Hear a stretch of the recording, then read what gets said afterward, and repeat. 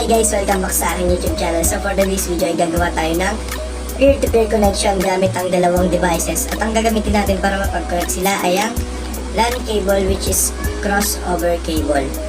So, lagay na muna natin tong cable dun sa kanilang Ethernet port para mapag-connect natin sila. Guys, yun yung dalawang devices na pagkakonectin natin gamit yung crossover cable para makagawa tayo ng peer-to-peer connection. So, unahin natin, lagay na muna natin yung crossover cable sa kanyang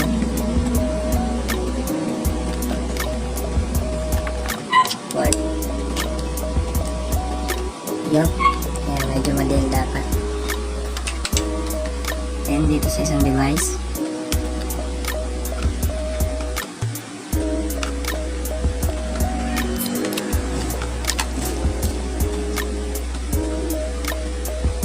Dapat secure siya. Check natin sa kabila.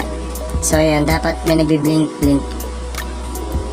Ayan, dapat may nagbi-blink na light. Ibig sabihin yan, connected na yung Ethernet port ng kabilang device dito. Ayan, magka-connect na silang dalawa. Yung PC, yung laptop device 1, then laptop device 2. Magka-connect na sila. So after natin makorek guys, gamit yung crossover cable, nakorekan natin yung dalawang devices. So ang gagawin naman natin is babaguhin natin yung IP address nila gamit yung network and sharing center. Baguhin. Open na natin yung network and sharing center.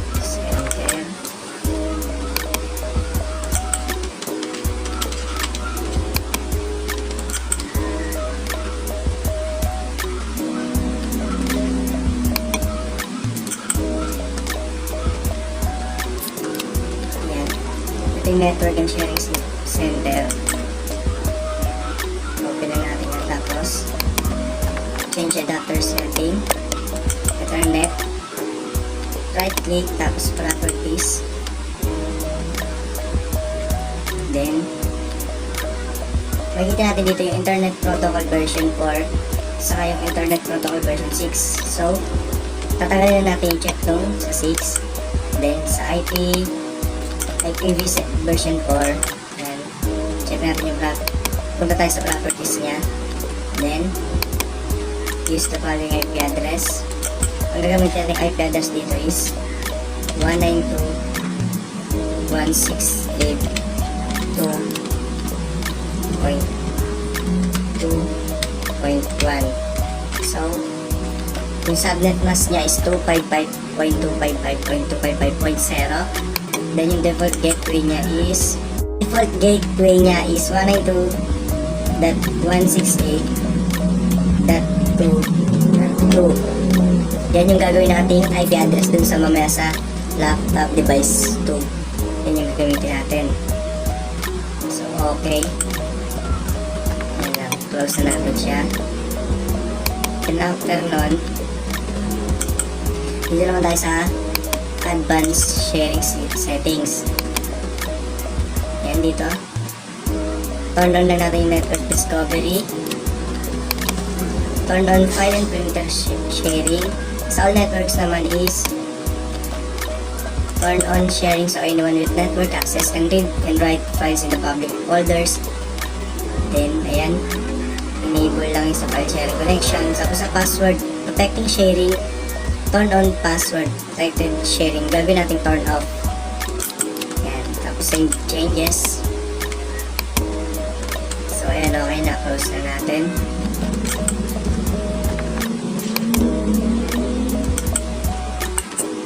So, ganun din yung gagawin natin sa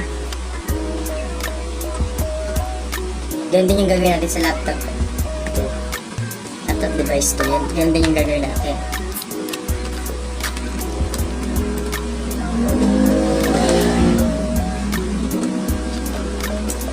Sa laptop device 2.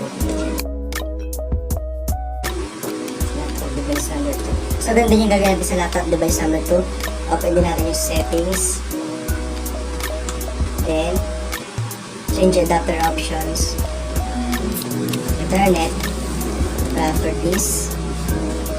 Then yung IP76, tanggalin ulit natin. Then sa IP, version 4 ulit natin yung properties ulit nun. Then yung IP address, gawa tayo ng static IP address niya, which is 192.168.2.2.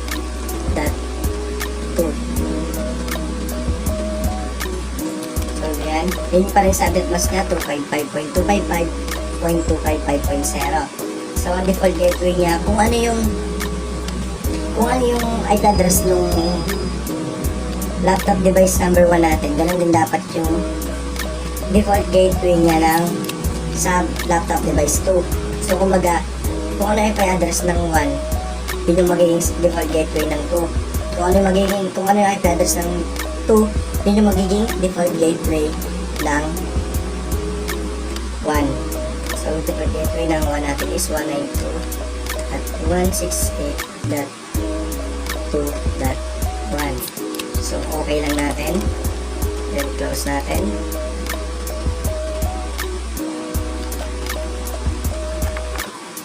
Yes lang natin yan. After nun,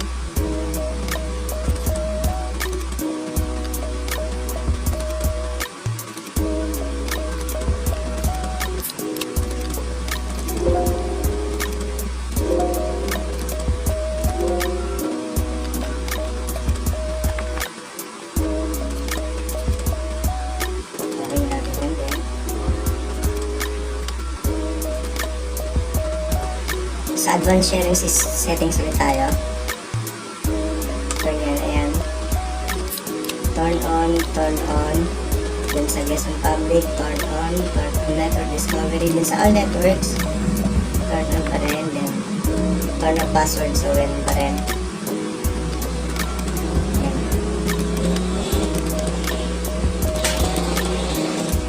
So ngayon guys, ipiting naman natin yung laptop device 1 gamit yung laptop device 2. So ang gagawin na natin is ping 192.168.2.1. So ayan yung IP address ng laptop device 1 natin. So enter na natin. So ayan, may reply from 192.168.2.1 bytes 32 times 1 ms TTL 128. So ayun, connected talaga siya. Then lipat naman tayo dito sa ating next. So next naman natin i-config is yung ating laptop device 1. So when that's done, IP config.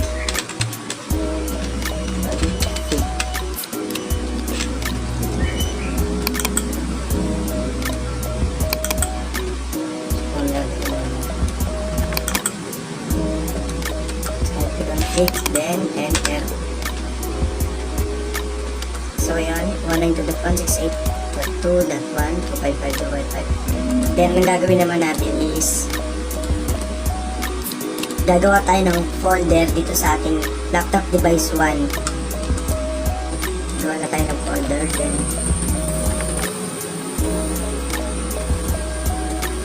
folder.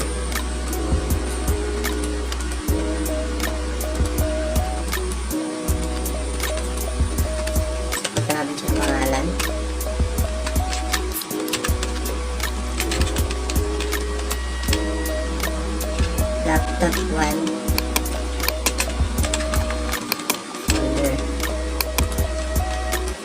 Then properties, sharing, advanced sharing, yung settings niya gagawin natin.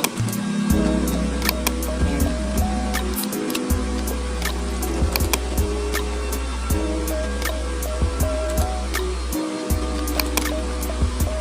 Permission natin siya so to everyone. Then i-allow natin lahat yan para gagawin natin full control para pwede siyang i-edit dun sa PC2. Apply, then okay, then apply, then okay, then close. So gagawin pasok natin sa open natin yung folder na ginawa natin. Then gawa tayo ng text document.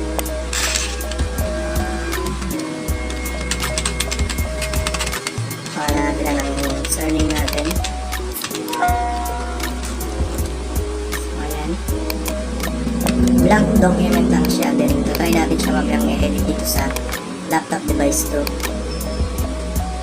So, yun. Tapos na tayong gumawa ng folder dito sa ating laptop PC1. So, try natin siyang hanapin dito sa PC2 or laptop device 2. Try natin siya hanapin dito.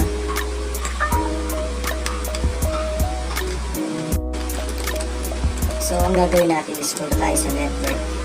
Buksan natin yung File Explorer. And then, punta tayo sa network.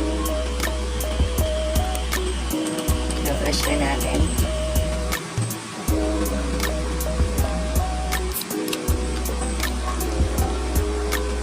Hintayin lang natin lumabas yung laptop device 1 natin dito sa laptop device 2.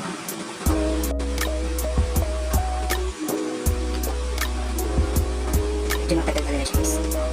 Kasi nahanap nyo naglalakad siya dito. So yun, wala yung laptop device 1 natin dito. Hindi siya nahanap dito sa laptop device 2. So, mahanap natin siya dito by using yung IP address. Kaya ang gagawin natin is natin, para mahanap natin yung laptop device 1, yung mga folder nun, then files, dapat gamitin natin yung backslash, then dito sa search box, backslash, then yung IP address ng ating laptop device 1, which is 192.168.2.1.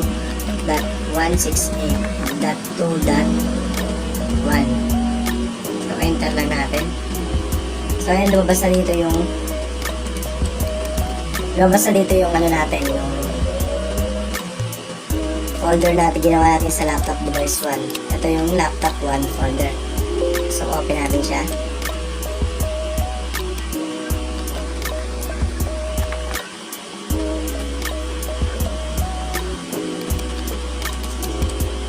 Open na natin siya. So, ito yung ginawa natin text document kanina dun sa loob ng laptop folder 1.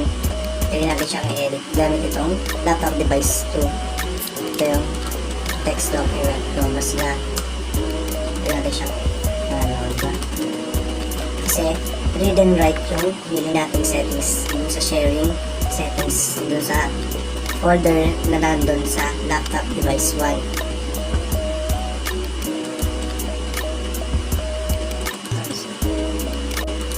So, ang gagawin naman natin ngayon is gagawa tayo ng folder dito sa laptop device 2 and titingnan natin kung ma-share niya dun sa laptop device 1. So, yung folder. Then, yung pangalan ng folder is laptop 2 folder. Yan. So, lagyan din natin ng laman sa loob.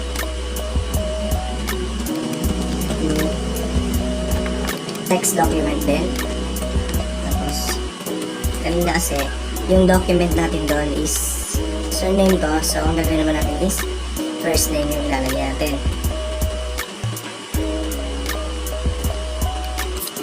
So, ayan, meron na siyang laman. May text document din siya ng pangalan is John Francis Ace, which is my first name.